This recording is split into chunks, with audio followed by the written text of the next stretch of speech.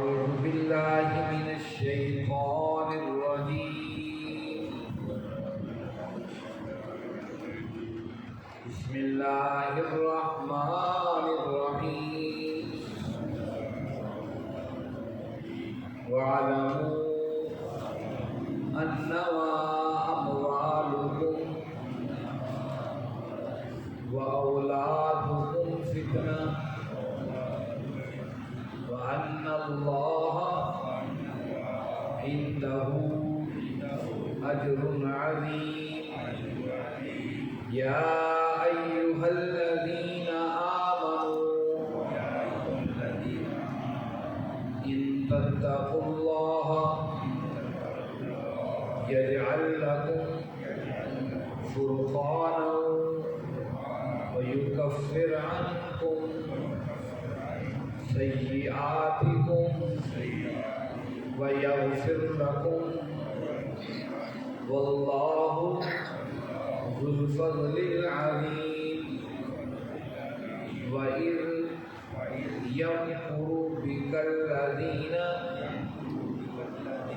كفروا ليثبتوك أو يقتلوك أو يخرجوك ويمكرون ويمكر الله والله خير الماكرين. فإذا تتلى عليهم آياتنا قالوا قد سمعنا لو نشاء لقلنا مثل هذا إن هذا إلا أساطير الأولين. وإذ قالوا اللهم إن كان هذا هو الحق من عندك فأمطر علينا حجارة من السماء أو ائتنا بعذاب أليم. وما كان الله ليعذبهم وأنت فيهم وما كان الله معذبهم وهم يستغفرون. صدق اللہ. عزیز ساتھیو، تمام حمد و ثنا، تعریف و توصیف اس رحیم و کریم رب کے لیے جس کا رحم اور کرم ہر سو ہے. اس کے بعد لاکھوں کروڑوں درود و سلام اس نبی مہربان پر جنہوں نے اللہ رب العزت سے حق کو پا کر ہم تک حق پہنچانے کا حق ادا. عزیز ساتھیوں، نامہ پارہ ہے، سورہ انفال ہے، اور سورہ انفال کی ہم نے 27 آیات پڑھ لی. گزشتہ آیات بینات میں اللہ رب العزت نے اپنے احسان کو یاد کروایا کہ دیکھو وقت یاد کرو جب تم بہت کمزور تھے مدینہ کے اندر اور ڈر رہے تھے کہ لوگ تمہیں ختم نہ کر ڈالیں. اللہ نے تمہیں مدینہ جیسی سرزمین پر ٹھکانہ دیا اور میدان بدر میں تمہاری مدد بھی کی اور تمہیں پاکیزہ رزق سے بھی نوازا، اس لیے کہ تاکہ تم اللہ کے شکر گزار ہو. اب معاملہ یہ ہے کہ شکر گزاری کا بنیادی تقاضا یہ ہے کہ اللہ اس کے رسول سے خیانت نہ کرے، کہ محسن کے احسان یاد کیے جاتے ہیں، محسن کے احسانوں کو رد نہیں کیا جاتا. جب انسان اپنے محسن کے احسانات کو بھلا دیتا ہے تو اللہ کی پکڑ میں آ جاتا ہے. اللہ نے اپنے احسانات کے تذکرے کرنے کے بعد بتایا کہ اس کے مقابل تم یہ کرو، احسان کا بدلہ چکانا ہی چاہتے ہو تو تم یہ کرو، اللہ اور اس کے رسول سے خیانت کریں، اور جو تمہارے امانتیں تمہارے ثبوت کی جائیں، جو تمہاری امانتیں ان میں خیانت نہ کریں. امانت سے مراد روپیہ پیسہ ہی نہیں ہے، آپ کے ہاتھ اور پاؤں یہ بھی اللہ کی امانت ہے، ہمارا دل اور دماغ کی صلاحیتیں بھی اللہ کی امانت ہیں۔ ہم ویسے باپ اور بیٹا اور بھائی جو اللہ نے ہمیں ذمہ داریاں دی ہیں یہ بھی امانتیں ہیں۔ ہم ویسے دکاندار، تاجر اور ذمہ دار ایک معاشرے کی شہری کے ساری امانتیں ہیں جن کو ہمیں ان کا حق ادا کرنا ہے۔ یہ تھی گزشتہ آیات۔ آج کا سبق آیت نمبر 28 سے شروع ہوتا ہے۔ 3 آیات میں اللہ رب العزت کی کیا باتیں بتائیں۔ اور اعوذ باللہ من الشیطان الرجیم وَاعْلَمُوا، اور جان لو، انما یہ کہ اموالکم تمہارے اموال و اولادکم تمہاری اولادیں فتنۃ آزمائش ہے، وَأَنَّ اللَّهَ اور یہ کہ اللہ عندہ اس کے پاس اجر عظیم بہت بڑا ہے۔ تو اللہ رب العزت نے ویسے تو قرآن مجید کے اندر 8 چیزیں گنوائی ہیں جن سے انسان محبت کرتا ہے، اور ایک جگہ پر اللہ نے 11 چیزیں گنوائی ہیں جو انسان کی زینت اور ان کی خوبصورتی میں اضافہ کرتی ہیں، جن سے انسان سب سے زیادہ محبت کرتا ہے۔ لیکن یہاں پر اللہ نے ساری باتوں کے نچوڑ 2 باتوں میں رکھ دی کیا مال اور اولاد۔ یہ 2 چیزیں آزمائش ہیں۔ آزمائش کیسے ہیں؟ آج کس دور میں تو آپ ہم دیکھتے ہیں ہم اپنے بچوں کو بھی ان تعلیمی اداروں میں داخل کرتے ہیں جہاں پڑھنے کے بعد یہ کچھ معاشرے کے اندر کچھ کماؤ خود بن جائے، اور ہم اپنے بچوں کو تعلیم بھی وہ دیتے ہیں جس کے رد عمل کو اچھے سے اچھا پیسہ کما سکیں۔ مال کی حیثیت تو یہ ہے، ہمیں کہیں سے پتہ چل جائے کیسے مال حاصل ہوتا ہے۔ اگر ہمیں پتہ چلے وہ حرام کا مال ہے تو بھی اس کے لیے کوئی نہ کوئی جواز اور کوئی راستہ تلاش کریں گے کہ یہ ہمارے لیے حلال ہے۔ اسی لیے بعض لوگوں نے جو ہے وہ پوچھتے ہیں آ کے یہ ہمارے پاس مال ہے، غلط طریقے سے کمایا ہے، اس کو کیسے خرچ کیا جائے؟ یعنی کہ وہ چاہتے ہیں کہ اب مال تو ہم نے کما لیا ہے، اب اس کو پاک کرنے کا کوئی ذریعہ ہو تو مسجد پہ لگا دیں، کوئی قرآن خط دے کے دے دیں، کوئی مدرسے کے اوپر لگا دیں۔ پتہ بھی ہے اب اس کو حلال کرنے کے طریقہ کار انسان ڈھونڈتا ہے۔ دوسری چیز اولاد ہے کہ آپ کسی پوچھو یہ کیوں حرام کما رہے ہوتی ہے اولاد کے لیے، کیا کریں گی اولاد؟ جس اولاد کے لیے انسان تگ و دو جستجو کرتا ہے، یاد رکھیے وہی اولاد جب حرام کے لقمے سے بڑی ہوتی ہے وہی اور ماں باپ کے سامنے کھڑی ہو جاتی ہے، اس کو خون کے آنسو رلاتی ہے زندگی اس حصے کے اندر جب اسے راحت اور سکون چاہیے۔ اس لیے دونوں کو اگر انسان اپنے صحیح طریقے سے خرچ کر لے اور صحیح طریقے سے ان کی تربیت کرے، مال اتنا ہی حاصل کرے جتنی اس کی ضرورت ہو۔ اللہ کے نبی صلی اللہ علیہ وسلم اللہ سے دعا کیا کرتے یا اللہ مجھے پوری سوری روزی عطا کر، یعنی جتنی روزی ہو صبح ہو میں رات تک اسے مکمل کروں۔ اور جب آپ کی طبیعت خراب تھی آخری ایام کے اندر بھی آپ پریشان تھے، اب عائشہ صدیقہ رضی اللہ عنہ پوچھا یا رسول اللہ کیوں پریشان؟ فرمایا کچھ تھوڑی سی چیز رہ گئی جو صدقہ کرنے کی میرے گھر کے اندر رکھی ہے، اسے صدقہ کر دو، اللہ کے راستے میں دے دو۔ صدقہ اور خیرات میں صدقہ اللہ کے نبی صلی اللہ علیہ وسلم خیال کرتے ہیں۔ اور آپ صلی اللہ علیہ وسلم کا ذکر تو میں نے کر دیا کہ منبر پر تشریف فرماتے جمعے کا خطبہ دے رہے تھے، آپ نے حضرت حسن رضی اللہ عنہ جو چھوٹے سے تھے مسجد کے دروازے سے داخل ہوتے دیکھا، جو کھڑے ہوتے تھے کبھی گرتے تھے بچے جو تھے، آپ نے منبر کو چھوڑا، خطبے کو چھوڑا اور آپ منبر سے تشریف لائے، اپنے نواسے حسن کو اٹھایا، سینے سے لگایا اور منبر پر تشریف لائے۔ بھی آپ نے آیت پڑھی وَاعْلَمُوا أَنَّمَا أَمْوَالُكُمْ وَأَوْلَادُكُمْ فِتْنَةٌ، کہ جان لو تمہارا مال تمہاری اولاد تمہارے لیے آزمائش ہے۔ یہ خطبہ بھی روکنا پڑا حسن رضی اللہ عنہ اپنے نواسے سے محبت کی بنا، تو کہا یہ آزمائشیں، ان آزمائشوں کو اس طریقے سے گزر جائیں صلی اللہ اور اس کے رسول صلی اللہ علیہ وسلم نے بتایا ہے، یہی آزمائشیں اس کے خیر کا سبب بن جائیں۔ وَأَنَّ اللَّهَ عِندَهُ أَجْرٌ عَظِيمٌ، اسی بات پر کہا اگر اس آزمائش سے انسان پورا جو ہے وہ اتر گیا تو اللہ کے ہاں بہت بڑا اس کا اجر ہے جو اللہ نے اپنے پاس رکھا ہے۔ اور یاد رکھیے جو اللہ اجر دیتے ہیں وہ صرف آخرت میں نہیں دنیا میں بھی اس کا بینیفٹ ملتا ہے اور پھر تو آخرت میں ملتا ہے۔ یا ایھا الذین آمنوا اہل ایمان ان تتقوا اللہ، اگر تم ڈرو اللہ سے یجعل لکم، وہ بنا دے گا تمہارے لیے فرقان فرقان، ویکفر اور مٹا دے گا عنکم تم سے سیئاتکم تمہارے گناہ، وَيَغْفِرْ لَكُمْ اور تمہاری مغفرت کر دے گا. وَاللَّهُ ذُو الْفَضْلِ الْعَظِيمِ اللہ تو بڑے فضل والے عظیم. اس آیت میں فرمایا ایمان ان تتقوا اگر ڈرو گے اللہ سے تو ایک اللہ نعمت دے گی. اس نعمت کا نام فرقان ہے. فرقان کیا ہے؟ اس کو یوں سمجھ لیجیے کہ آپ سوناروں کے پاس جب اپنا سونا لے کر جاتے ہیں اور اسے بیچنا چاہتے ہیں تو سونارا ایک چھوٹی سی پتھر چھوٹا سا اٹھاتا ہے, اس پر رگڑتا ہے, اسے کسوٹی کہا جاتا ہے. کسوٹی بھی کہتے ہیں, بعض کسوٹی بھی کہتے ہیں.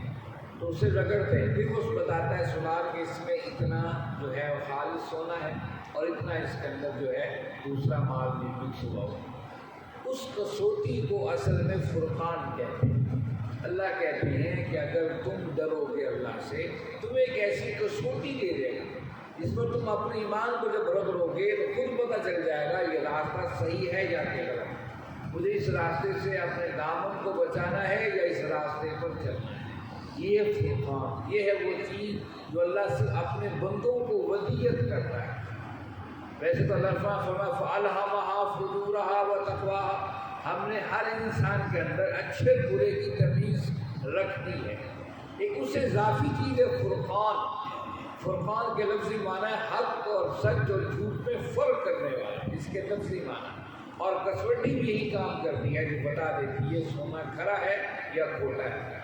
تو یہ انسان کے اندر اللہ ایک ایسی چیز وصیت کرتا ہے جب اللہ سے ڈرتا ہے انسان تو اس کے فیصلوں کو اللہ غلط نہیں کرتا, اس کے فیصلوں میں اس کی رہنمائی کرتا. یہ صرف یہی نہیں ہوگا, وہ یکفر عنکم سیئات, سیئات کہتے ہیں گناہوں کو, ان برائیوں اور غلطیوں کو جو انسان کرتا ہے. اللہ کہتے ہیں ان کو بھی ریز کر دے گا, مٹا دے گا, ربڑ پھیر دے گا. وَيَغْفِرْ لَكُمْ اور تمہارے گناہوں کو بخش دے گا. ان گناہوں کو بخشنا علیحدہ ہے اور مٹانا علیحدہ ہے. دیکھیے دو اہم باتیں کی اللہ رب العزت, ایک معاف کر دینا, ایک مٹا دینا. مٹا دینا یہ ہے کہ اس کے ذہن کے اندر بھی یہ نہ رہے کہ میں نے حرکت کی, یہ گناہ کیا اور اللہ نے بھی ایسا پاک کر دیا, یاد ہی نہ رہے. اور مقصد یہ ہے کہ انسان کو احساس تو ہو غلطی کا, لیکن اللہ اس احساس کو تو اسے معاف بھی کر دیں گے, معاف کیا جائے. واللہ ذو الفضل العظیم, وہ بڑے فضلوں والا ہے, اس کا بڑا ہی فضل ہے. وَيَمْكُرُوا بِكَ الَّذِينَ كَفَرُوا, وَإِذْ وقت یاد کیجیے يَمْكُرُوا بِكَ جب چال چل رہے تھے آپ کے بارے میں, الَّذِينَ كَفَرُوا وہ لوگ جو کفر کیا, لِيُثْبِتُوكَ کہ آپ کو گرفتار کر لیں گے, قید کر لیں گے, او يَقْتُلُوكَ یا آپ کو قتل کر لیں گے, او يُخْرِجُوكَ یا آپ کو نکال دیں. وَيَمْكُرُونَ وہ تدبیریں چل رہے تھے, وَيَمْكُرُ اللَّهُ اللہ بھی تدبیر چل رہے تھے. واللہ خیر الماکرین اللہ کی تدبیر سب سے بہترین ہے. یہاں اصل میں ہجرت سے پہلے کا ایک واقعے کا تذکرہ اس آیت کے اندر موجود ہے. وہ یہ تھا کہ اب اہل مکہ کو پتہ چل گیا, جو بڑے بڑے سردار تھے, اسلام کے دشمن تھے, ابو جہل تھا, خنس بن شریح, ولید بن مغیرہ, امیہ بن خلف, یہ بڑے بڑے سردار تھے. انہیں پتہ چل گیا کہ اب چونکہ تھوڑے تھوڑے کر کے مکہ سے اہل ایمان مدینہ جا رہے ہیں اور مدینہ والوں نے انہیں اپنے ہاں بلا لیا. اگر محمد کریم صلی اللہ علیہ وسلم بھی چلے گئے دشمنوں کی طرف, مدینہ کے اندر چلے گئے, تو یہ وہاں پھلیں گے پھولیں گے اور کل ایک طاقتور بن جائیں گے اور ہم پر بھی قبضہ کر لیں گے, ہمیں بھی پکڑیں گے, ہمیں بھی ماریں گے. بڑی دور کافر بڑی دور کی سوچ سوچتا ہے, بڑی دور کی سوچ. آج بھی دیکھ لیجیے, آج کا کافر بڑی لانگ پلاننگ کرتا ہے, سوچتا ہے کہ یہ کرنا ہے, اس کے بعد یہ, اس کے بعد یہ, اس کے بعد یہ. اب اے اور بی اور سی اور ڈی پلان آج بھی دشمن سوچتا ہے. اب یہ پلان, یہ سوچ پیدا ہوئی کہ اگر یہ نکل گئے یہاں سے, نکل کر مدینہ میں چلے گئے, مدینہ میں آپ کے جانثار ایک مضبوط ریاست حکومت قائم کر دیں گے, اس کا خطرہ یہ ہوگا کہ ہمیں خطرہ رہے گا ہر وقت, یہ ہمیں مار ڈالیں گے یا یہاں پر قبضہ کر لیں گے. اس خوف سے دارالندوا جو ان کی پارلیمنٹ تھی, جہاں پر بیٹھ کر مشاورت کرتے تھے, وہاں وہ سارے سردار اکٹھے ہوئے. کب بتاؤ, ان کا لگتا ہے ان کا سارے جو یہاں کے مسلمان تھے مدینہ پہنچ گئے. اب آج نہیں کل چند دنوں میں ہو سکتا ہے یہ محمد کریم صلی اللہ علیہ وسلم بھی چلے جائیں, اور مل بیٹھ کر وہ فیصلہ کریں کہ ہم انہیں جانے دے دیا تو ہم اپنے قوموں کو کلاڑی ماریں. اب اس پر وہ بیٹھ کر مشاورت کریں. ایک نے مشورہ دیا کہ بھئی ایسا کرو، انہیں پکڑ کر قید کر دو، جیل میں بند رہیں گے اور جب تک زندگی ہے انہیں قید میں ہی رکھو، جیل میں ہی رکھو۔ اس پر باقی لوگوں نے اعتراض کیا، ٹھیک ہے ہم قید کر دیں، جیل میں بند کر دیں، لیکن جو ان کے ساتھی مکہ سے مدینے چلے گئے ہیں وہ اب طاقت پکڑ لیں گے اور پوری قوت کے ساتھ ہم پر حملہ آور ہوں گے اور محمد کریم صلی اللہ علیہ وسلم کو لے کے چلے جائیں گے۔ اور کہ یہ تو کوئی حل نہیں۔ کسی نے کہا اچھا پھر ایسا کرو کہ انہیں نکال دو یہاں سے۔ اس پر لوگوں نے اعتراض کیا اگر تم نکال دو گے تو بات تو وہی آ جائے گی، پھر یہ طاقت جتھا بنا لیں گے، قوت بنا لیں گے، تمہاری سرداریاں بھی جائیں گی، تمہاری حکومتیں بھی جائیں گی۔ پھر ایک نے مشورہ دیا، کہتے ہیں کہ یہ شیطان تھا جو ایک جو ہے دہقان، ایک کسان کی شکل میں وہاں پر آیا تھا بابا بن کے، اس نے مشورہ دیا تھا۔ بعض روایت میں آتا ہے یہ بات ابو جہل نے کہی تھی۔ اس نے کہا پھر اس کا حل یہ ہے کہ انہیں قتل کرو، شہید کر ڈالو۔ اچھا اب جو قتل کر دینے کی بات نہیں، کہا کہ ہمارے ہاں تو قبائلی سسٹم ہے، اگر ہم نے قتل کر دیا تو بنو ہاشم کے فرد بنو ہاشم ہمیں چھوڑیں گے۔ اگرچہ باؤ میں سے بعض لوگ ایمان نہیں لائے لیکن قبیلے کا معاملہ ہے، یہ ان کے قبیلے کے فرد ہے۔ یہ تھا قبائلی سسٹم جس سے اس وقت بھی یہ لوگ خوفزدہ ہو رہے تھے۔ قبائلی سسٹم یہ تھا کہ برادری کا بندہ صحیح ہے یا غلط، اس کے پشت پر کھڑے ہونا ہے، اس کی حمایت کرنی ہے۔ آج بھی ہمارے ہاں برادری ازم یہی ہے، صحیح اور غلط ہم کبھی کھول کر نہیں دیکھتے آنکھیں، یہ برادری کا بندہ ہے تو بس معاملہ ٹھیک۔ اسلام نے اسی برادری ازم کو توڑا ہے، کہا کہ اس امت کے اندر کوئی برادری ازم نہیں ہے، یہ تو ایک امت ہے جس کے اندر صرف وہی کامیاب ہے جو اللہ اور اس کے رسول کے قرب رکھتا ہے اور ڈرتا ہے۔ اب یہ بات کی تو لوگوں نے کہا کہ بنو ہاشم اٹھ کھڑے ہوں گے تمہارے خلاف۔ پھر اس پہ ترتیب چلی ایسا کر رہے جتنے قبائل یہاں مکہ کے اندر موجود گرد و نواح کے لوگ موجود ہیں، ہر قبیلے کے دو جوان اکٹھے کیے، کریل جوان ہوں، لڑنے والے ہوں، طاقتور ہوں، ان کو مل جل کر وہ آ کر اللہ کے نبی صلی اللہ علیہ وسلم گھر کا گھیراؤ کر لیں اور آپ کو شہید کر دیں۔ اس کا کیا فائدہ ہوگا؟ اس کا فائدہ یہ ہوگا کوئی بھی اگر اعتراض کرے گا، ہر قبیلے کے دو فرد اس قتل میں شامل ہوں گے، ہر قبیلہ خاموش ہو جائے گا، بھائی ہمارا بندہ ہی شامل ہے قتل میں تو ہم کیا بولیں، برادری کا بندہ ہے۔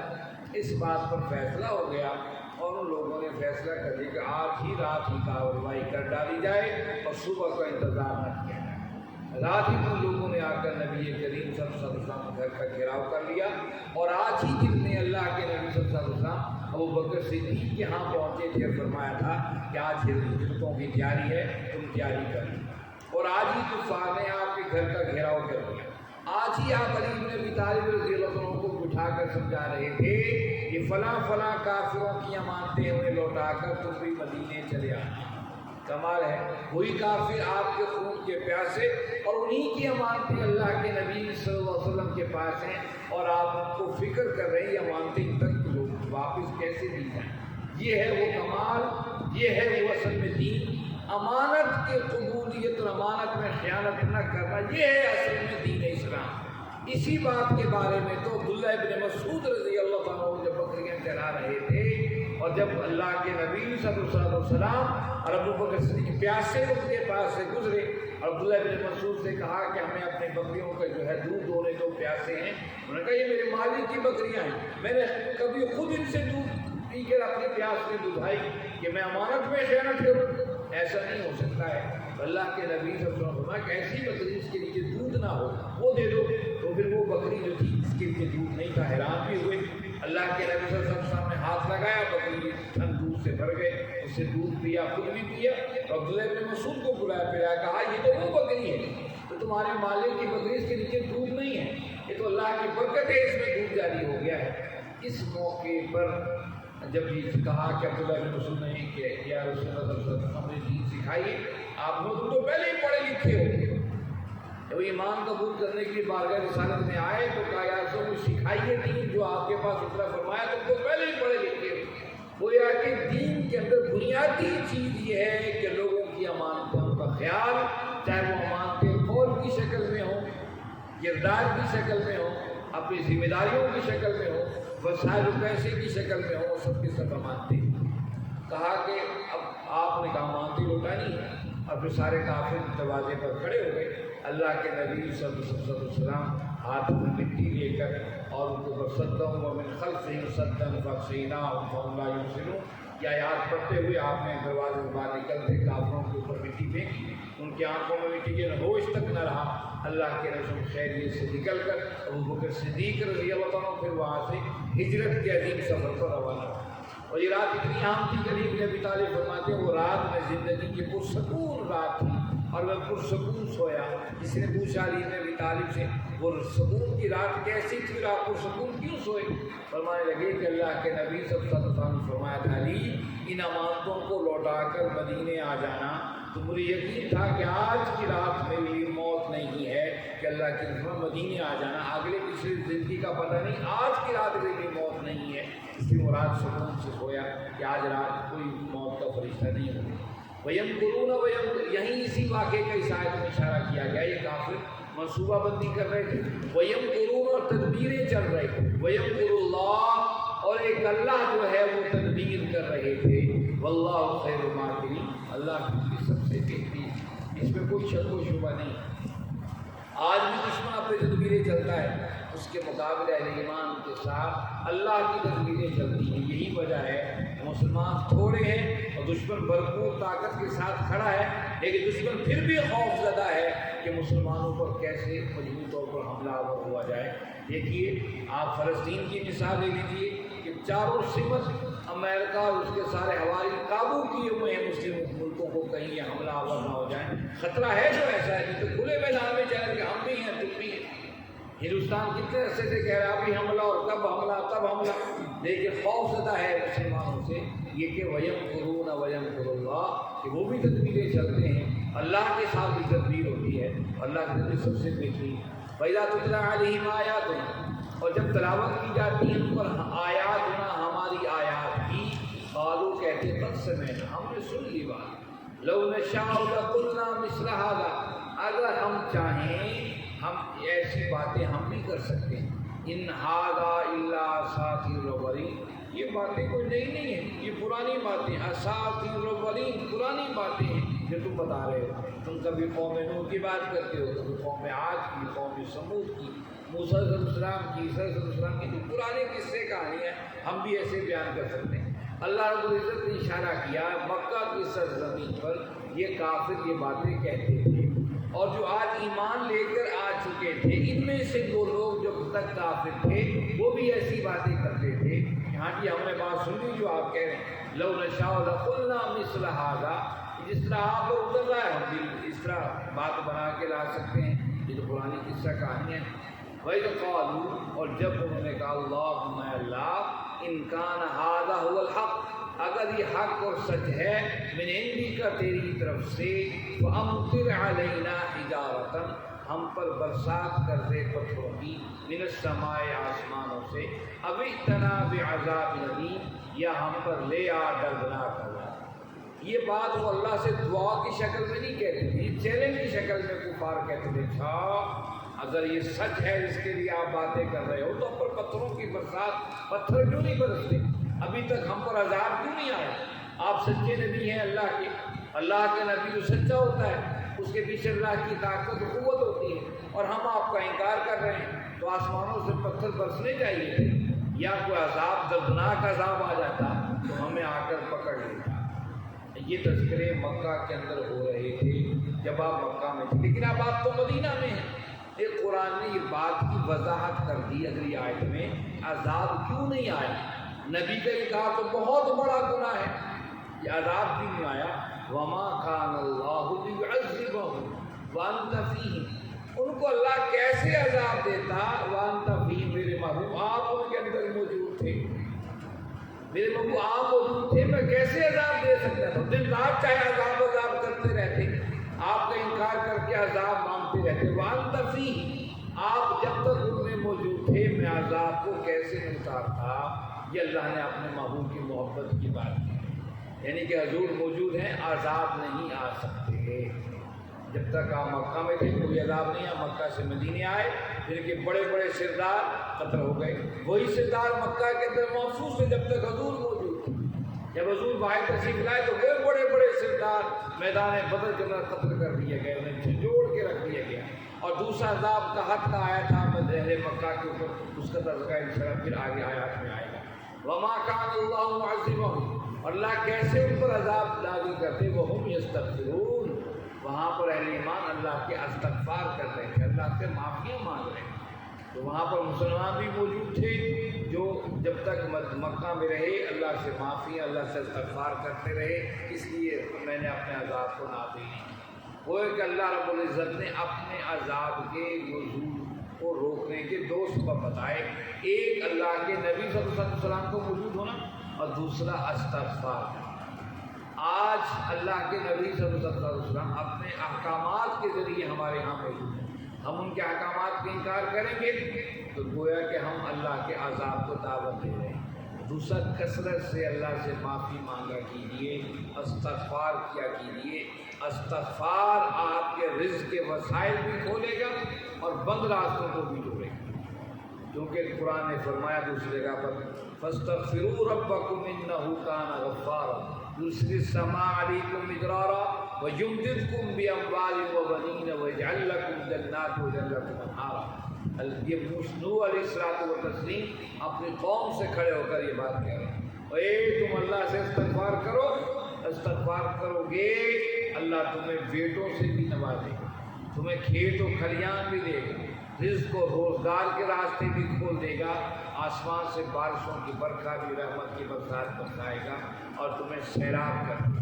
اتنی زبردست بات کی اور اتنی زبردست بات ہے کہ یہ صحابہ نے اور آپ کے بعد لوگوں نے اس حد تک اس پہ عمل کیا۔ کوئی بھی مشکل ہو، حسن بصری رحمۃ اللہ علیہ فرماتے ان کے پاس لوگ بیٹھے ہوئے، ایک صحابہ کہنے لگے دعا کیجیے میری اولاد نہیں ہوتی ہے، فرمایا اللہ سے استغفار کرو۔ ایک صحابہ کہنے لگے کہ میں بڑا پریشان ہوں، میری کھیتیاں تباہ ہو گئی ہیں، فرمایا استغفار کیا کرو۔ ایک صحابہ کہنے لگے میں بے روزگار ہوں، دعا کیجیے اللہ مجھے روزگار عطا فرمائے، فرمایا استغفار کیا کرو۔ جب وہ چلے گئے تو ان کے ساتھیوں نے پوچھا آپ نے تینوں سوالوں کے جواب میں استغفار کی بات کیوں کہی؟ آپ کسی کوئی بات بتا سکتے تھے، کسی کوئی بات بتا سکتے تھے۔ فرمایا اللہ کے قرآن تم نے نہیں پڑھا، قرآن نے کہا فاستغفروا ربکم انہ کان غفارا، استغفار کو زندگی کا حصہ بناؤ، اللہ سے معافی مانگو۔ استغفار سے مراد یہ ہے استغفر اللہ، یہی نہ کہتے رہو استغفر اللہ الذی لا الہ الا هو واتوب الیہ، اور بہت سے استغفار کی دعائیں حدیث میں آتی پڑھیے اور سکون سے پڑھیے۔ اور کسی نے خوب بات کہی کہ جب آپ اللہ سے معافی مانگ رہے ہوں ساتھ یہ بھی کوشش کریں کہ آپ بھی لوگوں کو معاف کرنے والے ہیں کہ آپ اپنے اولاد کو غلطیوں پر معاف کرنے کے لیے تیار نہ ہوں، اپنے ملازم کو معاف کرنے کے لیے تیار نہ ہوں، اپنے عزیز و قریب رشتہ داروں کو معاف کرنے کے لیے تیار نہ ہوں اور رب سے معافیاں مانگ رہے ہیں۔ ایسا نہیں، رب سے معافیاں مانگتے ہوئے دل کو بھی آپ پاک اور صاف رکھیے اور ان کو معاف کر دیجیے جنہوں نے آپ سے زیادتیاں کی، آپ سے غلطیاں کی۔ جب ایسا کریں گے آپ دیکھیں گے اللہ نے آپ کے رزق کے وسائل بھی اور دیگر چیزیں بھی آپ کے لیے کھول دی۔ یہ اللہ کا قرآن ہے بھائیو، یہ اللہ کا قرآن ہے، ہر بات کو کھول کھول کر بتا رہا ہے۔ آئیے ہم اپنی زندگیوں کو خیر کے ساتھ اس قرآن کے ساتھ جوڑیں۔ اللہ رب العزت سے دعا ہے آپ ہم سب کو سمجھنے اور اس پر عمل کرنے کی توفیق عطا فرمائیں۔ وآخر الدعوانا الحمد للہ رب العالمین والصلاۃ والسلام علی سیدنا